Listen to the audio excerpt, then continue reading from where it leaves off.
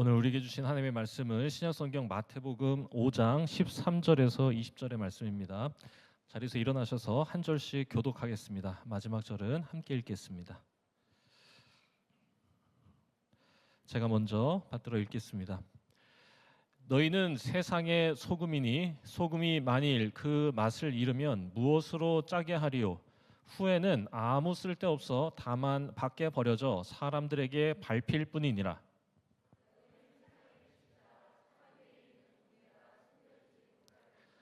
사람이 등불을 켜서 말 아래에 두지 아니하고 등경 위에 두나니 이러므로 집안 모든 사람에게 비치느니라.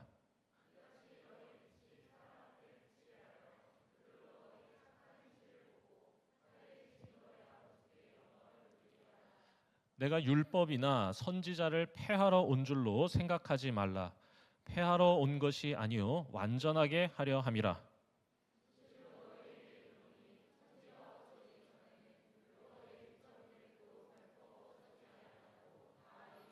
그러므로 누구든지 이 계명 중에 지극히 작은 것 하나라도 버리고 또 그같이 사람을 가르치는 자는 천국에서 지극히 작다 일컬음을 받을 것이요 누구든지 이를 행하며 가르치는 자는 천국에서 크다 일컬음을 받으리라. 내가 너희에게 이르노니 너희 의가 서기관과 바리새인보다 더 낫지 못하면 결코 천국에 들어가지 못하리라. 이는 살아계신 하나님의 말씀입니다. 아멘. 예수님의 첫 설교입니다. 예수님의 첫 설교의 가장 중요한 부분 중에 하나입니다. 저는 이 말씀이 사순절을 보내는 우리에게 예수님의 마음이 어디에 있는지 또 예수님의 관심이 무엇인지를 알려주시는 말씀이라 읽었고 또 그것을 깨달아가는 것이 이 사순절에 우리가 응당해야 될 일이라 생각했습니다. 이 말씀을 진지하게 제가 처음 읽어보았을 때 그날의 당혹스러움을 아직도 잊지 못합니다. 왜냐하면 예수님의 첫 설교, 이 땅에 오셔서 공생애를 시작하시는 예수님이 우리에게 주시는 첫 일성의 말씀이었기 때문에 저는 당연히 믿음으로 얻는 구원에 대한 말씀을 하실 줄 알았습니다. 그런데 눈을 씻고 찾아봐도 예수님의 첫 설교인 마태복음 5장에서 7장 이 산상설교에는 믿음에 대한 이야기가 1도 없습니다. 어린 시절 제가 교회에서 태어나서 교회에서 수도 없이 말씀을 들으면서 늘 새기고 있었던 건 뭐였냐면 구원은 행위가 아니라 믿음으로 얻는 것이고 나의 어떠함, 그러니까 내 이 인격의 어떠함, 내 행동의 어떠함과 상관없이 믿음이 있으면 천국의 문은 열린다고 배웠습니다. 그러니까 당황한 거죠. 그러니까 마음 먹고 하나님의 말씀을 읽어본 그날의 당황스러움, 이 선포하신 첫 설교에는 놀랍게도 믿음이 아니라 예수님이 오셔서 믿음으로 구원 얻는 새 길을 여신 거라고 배웠고 그렇게 믿고 그렇게 새기고 있는데 그 얘기를 한마디도 안 하시니까 굉장히 당황스러웠던 겁니다. 마태복음 5장 20절 마지막 절이죠. 내가 너희에게 말한다. 너희 의가 율법학자들, 바리새파 사람들, 그 사람들이 보여주는 의로움보다 낫지 않으면 너희는 하늘나라에 들어가지 못한다. 그러니까 천국은 의로운 삶으로만 열린다는 겁니다. 그러니까 삶의 모습이 온전하지 못하면 천국에 들어가지 못한다. 그러니까 이 주장은 놀랍게도 바리새인의 주장이 아니라 예수님의 말씀인 겁니다. 그러니까 이게 충격적이죠.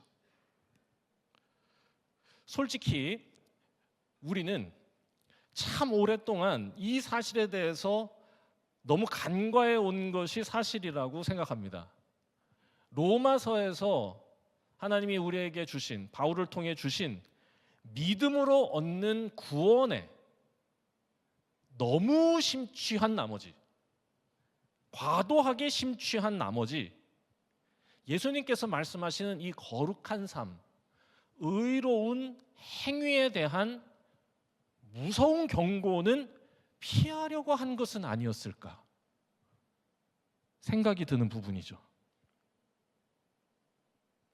예수님께서 오늘 제자들에게 이 말씀을 하시면서 너희는 세상의 소금이고 빛이다 라고 말씀하신 의도가 뭐겠습니까?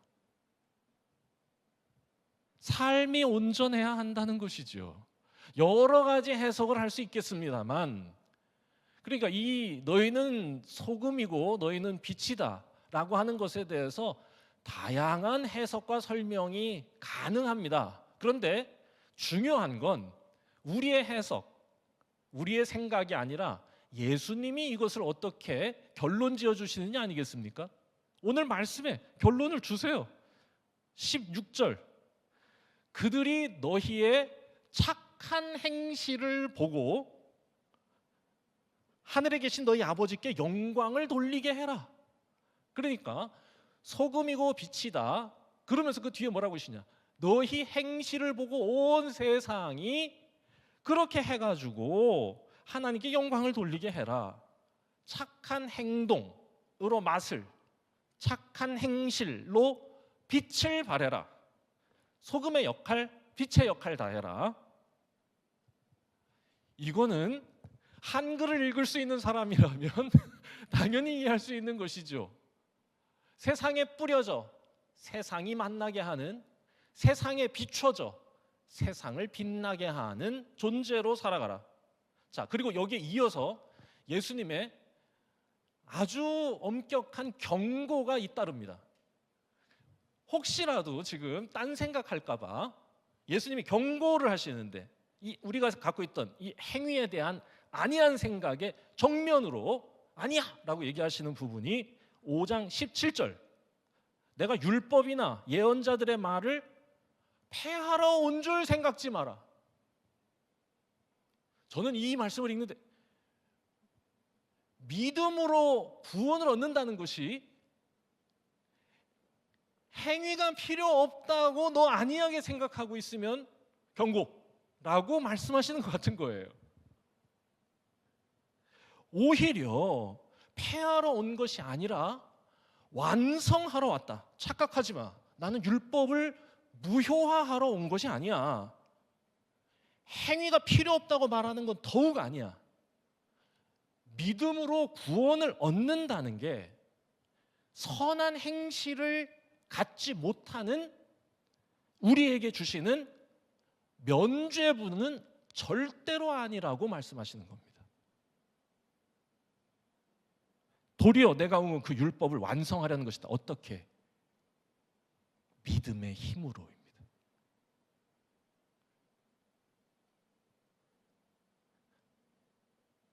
그러니까 믿음으로 구원을 얻는 것이 맞긴 한데, 그 믿음의 힘으로 무엇을? 우리의 부족한 행실을 완전케 하시려는 것.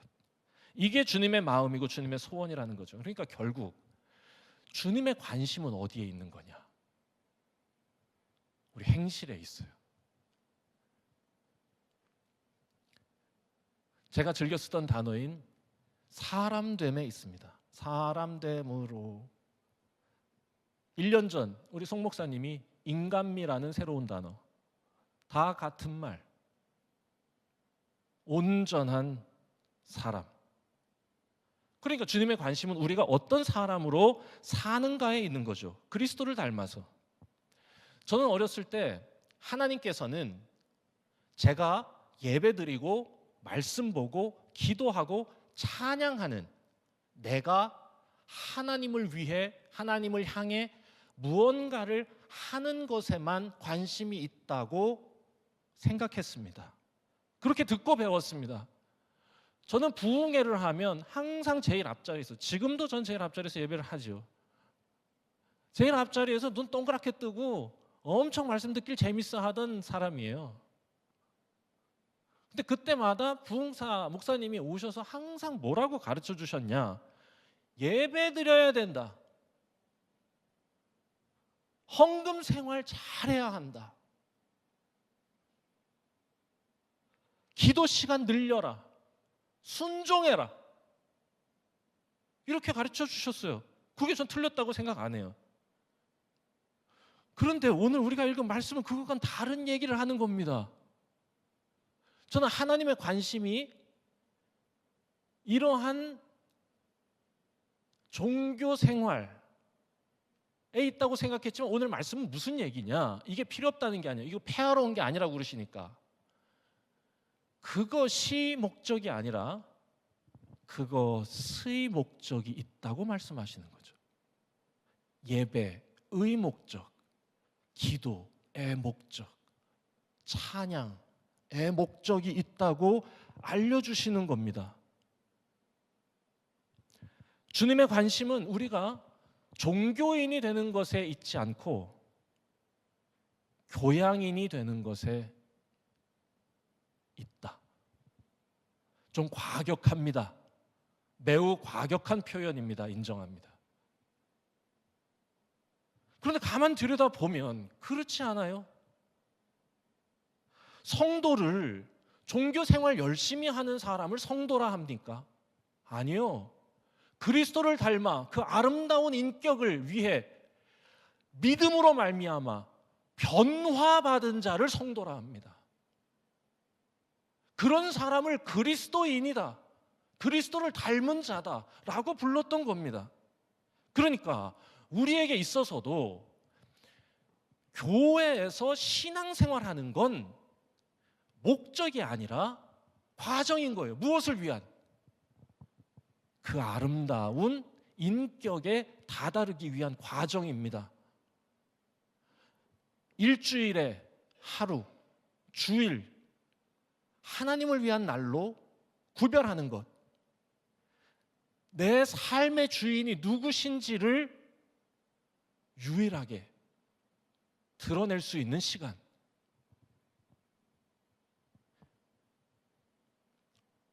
나에게 주신 모든 것이 내 것이 아니라 하나님께서 내게 맡겨주신 것이라는 고백, 주님께 구별하여 거룩하게 올려드리는 예물, 그 모든 것에 목적이 있으니 이것들은 실은 과정이에요. 내가 나의 삶의 주인이 하나님이심을 고백하기 위해, 예배하기 위해 이 시간과 공간을 구별하여 이 자리에 나와 예배하는 것은 하나님의 은혜를 입어 예수 그리스도를 믿음으로 예수 그리스도의 장성한 분량에 이르기 위함입니다. 목표가 여기니 과정이죠. 이 사실을 깨닫게 되면 우리의 예배, 말씀, 기도가 다 달라질 겁니다. 더 하나님을 가까이 하기 위해서 예배할 겁니다. 왜? 우리는 마침내 이르러야 하니까. 우리는 회복해야 할 하나님의 뜻을 알기 위해서 더욱 열심히 말씀을 배우고 읽을 것입니다. 왜? 이르러야 하니까. 우리 힘으로 되는 게 아니니까 더 겸손하게 기도하게 될 겁니다. 그래야 이룰 수 있으니까 저기까지. 그런데 이 사실을 모르지요. 그러면 종교 활동이 목적이 되고 종교 수호가 목적이 되어서 종교를 앞세워서 종교를 위해 아주 몰입격적이고 폭력적인 행동들도 마다하지 않을 겁니다. 왜냐? 목적이 어딘지를 모르니까 이걸 지키려는 거야, 이거를. 우리 주님의 궁극적인 관심이 어디에 있는지 몰라서 그러는 겁니다. 그렇다면 그 사람됨이 소금과 같고 빛과 같다는 건 어떤 의미일까요? 가만히 생각해 보면 소금과 빛에 공통점이 있습니다. 소금은 가루고 빛은 입자이자 파동인데 이게 어떻게 같습니까? 근데 가만히 들여다보니까 소금하고 빛에 공통점이 있더라고요. 그게 뭐냐? 자신이 재료가 되어서 타자를 살리고 타자를 빛나게 하는 겁니다. 재료예요. 재료. 무엇을 위한? 타자를 위한 재료입니다.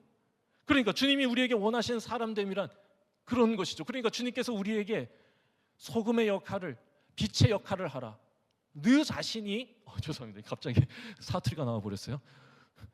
내 자신이 타인을 위한 재료가 되어 살리고 만나게 하는 자 되라. 자기만을 위해 살던 어제는 벗고 좀 타인을 위해서 그 행복에도 관심 갖고 자신을 기꺼이 재료로 내어주는 아름다운 인간이 되는 것. 시인 유시화가 소금의 이타성을 이렇게 노래합니다. 박완규 아니고 유시화입니다. 박완규를 닮으셨지만 유시화입니다. 소금이 바다의 상처라는 걸 아는 사람은 많지 않다. 소금이 바다의 아픔이라는 걸 아는 사람은 많지 않다. 세상의 모든 식탁 위에서 흰 눈처럼 소금이 떨어질 때 그것이 바다의 눈물이라는 걸 아는 사람은 많지 않다. 그 눈물이 있어 이 세상 모든 것이 맛을 낸다는 것을. 좋습니다. 빛도 마찬가지. 빛은 늘 자신을 태워서 다른 이를 비춰주지 않습니까? 다 타버린 뒤에야 내 몫을 다했다는 듯이 조용히 사라지는 것이 빛이니, 소금과 빛으로 산다는 건 그런 거겠죠. 우리 주님이 그런 삶을 사셨고 그 삶으로 따라오라고 하시는 겁니다. 내가 길이다. 이 삶이 진리다. 생명이다. 그러니 이 사랑의 길로 따라오라는 거죠. 어떤 재료가 되는 삶. 사랑이라고 하는 건 주고 싶은 마음입니다. 사랑을 좋아하는 마음으로 정의하시면 사랑에 이르지 못할 겁니다. 사랑은 주고 싶은 마음입니다. 그게 소금의 마음이고 그게 빛의 마음이겠죠. 이용이라고 하는 가수가 있습니다. 너무 옛날 가수를 데리고 와서 죄송합니다. 청년들께 죄송합니다. 83년에 안 태어나신 분들이 대다수일 텐데, 이용이라는 가수가 불렀던 노래가 있어요. 조금만 불러보겠습니다. 다 아시죠? 부르기가 쑥스럽습니다. 못하겠어요. 사랑이란 왠지 모른 척해도 관심이 있는 게 사랑이야, 이렇게 하는 겁니다. 아시겠죠? 그대 믿을 수 없어 애타는 마음이 사랑이야. 그대 소중한 것을 모두 다 주는 게 사랑이야. 사랑이야, 이렇게 하는 겁니다. 빅히트. 네.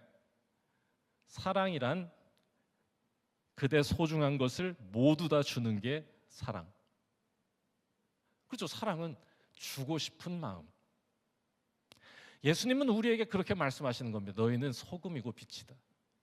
모든 것을 주고 싶은 사랑의 마음으로 살아가는 것이 너희다. 그리고 이것이 의이고, 이 의가 바리새인과 서기관들보다 낫지 못하면 천국의 문을 열리지 않을 거다. 이 사랑의 길만이, 자신을 내어주는 이 길만이 우리에게 구원을, 자유를, 해방을 허락하는 길이다. 힘이 아니다. 사랑이다. 십자가다. 그래서 십자가를 사랑이라고 하지요. 우리를 위해 모든 것을 내어주신 자리니까. 누구든지 나를 따라오려거든 자기 십자가를 지고 따라와라. 누구든지 나를 따라오려거든 이 사랑의 마음을 가지고 따라와라. 누구든지 나를 따라오려거든 주고 싶은 마음을 가지고 살아가는 이 길로 들어서라 라고 말씀하시는 거예요. 내가 너희를 사랑한 것처럼 너희도 서로 사랑해라. 저는 십자가를 이렇게 정의했습니다. 타자를 사랑하기에 기꺼이 짊어지는 무게. 그러니까 소금으로 빛으로 산다는 거는 그렇게 사는 것이죠. 바울도 그렇게 고백합니다. 갈라디아서 2장 20절, 이제 내가 산 게 아니고 내 안에 주님이 사시는데 그분은 나를 사랑하사 나를 위하여 자신을 내어주신 분이다. 고린도서 10장 24절에서 또 얘기합니다. 누구든지 자기 유익을 구하지 말고 다른 사람의 유익을 구하며 살아가라. 자기만을 위해서 살아가는 삶은 전혀 아름답지 않으니까요. 그 삶으로는 절대로 천국의 문은 열리지 않으니까요. 그래서 예수님은 우리에게 그 어두웠던 과거의 옷을 벗고 이제 오늘 새 옷을 입으라는 거예요. 무슨 옷이냐? 소금의 옷, 빛의 옷을 입는 겁니다. 재료로 살아가는 삶, 주고 싶은 마음으로 살아가는 삶. 어제 우리 중앙교회는 수색 어딘가에서 연탄을 나눠주고 돌아왔습니다. 기꺼이 타자를 사랑하기에 힘겨워하는 이들을 위해 자신의 어깨를 내어주는 것, 어깨를 내어주신 분들에게 감사를 드립니다. 타자와 힘겨워하는 이웃을 위해 기꺼이 자신의 시간과 에너지를 내어주는 것. 어제 우리 아이들이 굉장히 고생했는데요. 초등학생들이 와가지고 마치 소금 인형처럼 자신의 몸이 땀에 젖어가는 줄도 모르고 연탄을 날랐던 아이들에게 감사합니다.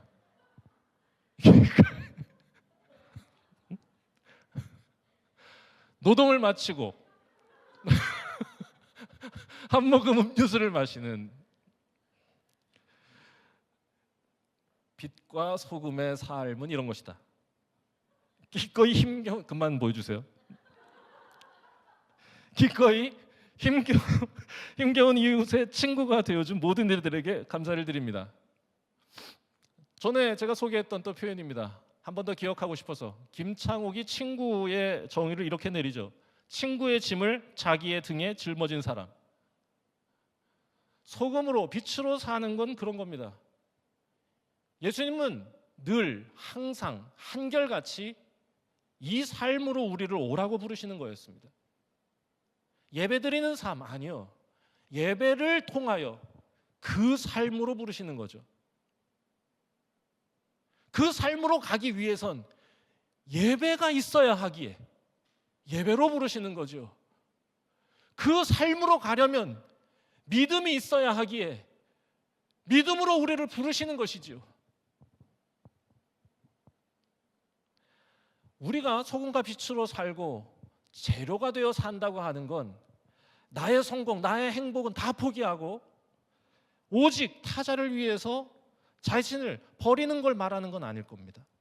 나의 성공뿐만 아니라 이웃의 성공을 위해서도 기꺼이 또한 마땅히 우리가 해야 할 일을 감당하며 사는 것이죠. 한 번 더 이타주의자 선언 최태원 교수의 말을 확인하겠습니다. 이타심이란 나의 행복과 다른 사람의 행복이 겹치는 영역을 알아채고 신경 쓰는 마음이다. 둘이 함께 공존할 수 있는 영역을 인식하는 감수성이고 그것을 찾아가는 지적인 성실함이다. 우리가 재료가 되는 삶을 살려면 바로 그 공감대를, 그 교집합을 인식하는 감수성을 가져야 하고 그 교집합이 무엇일지를 치밀하게 깊이 있게 신중하게 바라보고 고민하는 지적 노력이 있어야 한다는 거죠. 어제 봉사를 마치고 교회 차를 타고 돌아온 몇몇 분들이 교회 앞 국밥집에서 점심을 함께 했습니다. 9명이 함께 더치페이로 식사를 하기로 했는데 A 권사님이 남편 B 권사님의 카드로 계산을 했습니다. 밥을 먹고 나오면서 사람들은 모두 죄송하고 감사한 마음에 A 권사님이 카드를 긁으셨기 때문에 A 권사님께 감사 인사를 막 드렸습니다. 아유 감사합니다 권사. 아유 감사합니다. 그때 비 권사님이 갑자기 그 사이를 헤집고 막 우리가 감사합니다 이렇게 하고 있는데 비 권사님이 갑자기 헤집고 들어오셔서 아유 아니에요 이러시는 거예요. 그래서 저는 그 자리에서 우리 또 비 권사님이 감사 인사 하지 말라고 하시는 줄 알았어요. 아유 아니에요. 그때 비 권사님이 하시는 말, 아니에요, 제가 산 겁니다. 제 카드입니다. 아주 호쾌하게 웃으면서 인사의 방향을 바꾸었습니다. 그 어색하고 죄송하고 감사한 순간 한바탕 행복한 웃음으로 넘기게 해주신 비 권사님께 감사를 드립니다. 그런 생각이 들었어요. 카드를 내어준 사람이 누구인지를 분명히 알려주고 싶은 자신의 행복과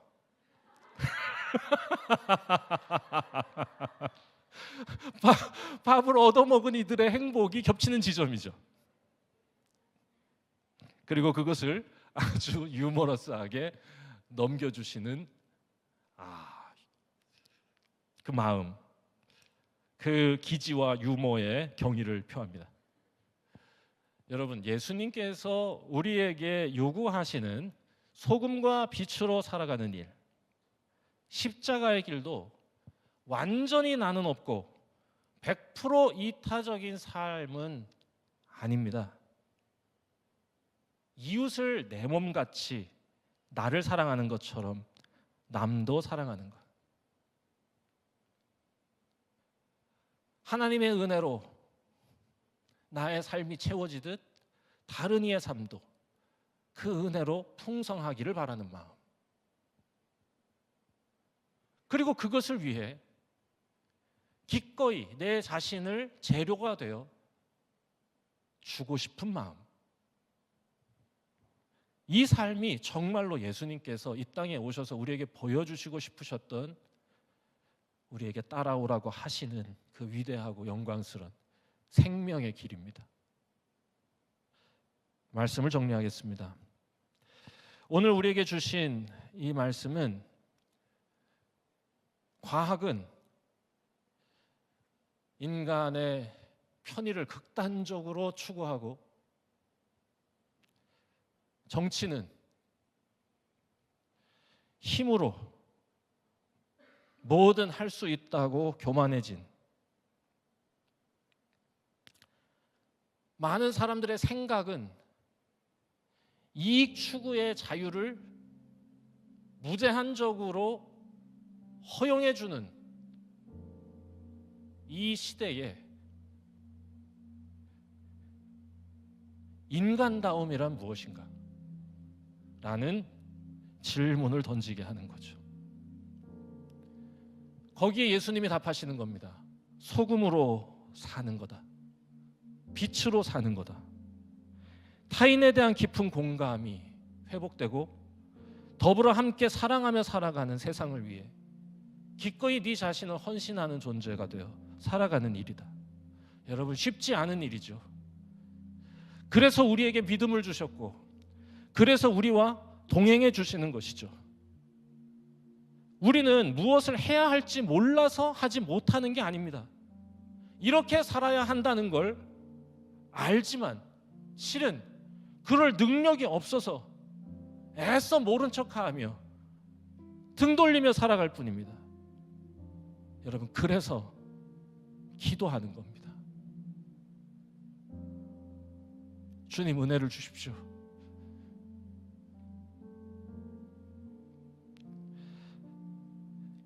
저는 예수님의 첫 설교에 온통 행위에 대한 명령만 가득하다고 설교를 드렸는데, 예수님의 첫 설교 마태복음 5장에서 7장 그 설교의 한복판에 예수님은 우리에게 뭐라고 하시냐? 기도하라. 이렇게 기도해라. 하늘에 계신 우리 아버지여, 이름이 거룩히 여김을 받으시오며 나라가 임하시오며 뜻이 하늘에서 이루어진 것처럼 제가 사는 땅에서도 이루어지게 하여 주옵소서.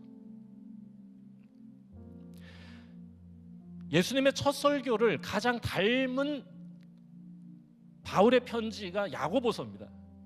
온통 행위에 대한 촉구로 가득합니다. 행위가 없는 믿음은 죽은 거다. 그런데요, 그 야고보서의 결론, 그러니 여러분, 하나님을 가까이 하십시오. 그리고 기도하십시오. 주님 앞에서 자신을 낮추고 겸손히 은혜를 구하십시오.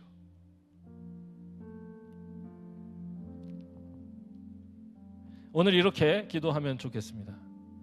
주여, 우리의 마음을 주님의 마음으로 채워주시고 우리의 일상이 주를 닮아갈 수 있도록 늘 우리와 함께 우리를 인도하여 주옵소서.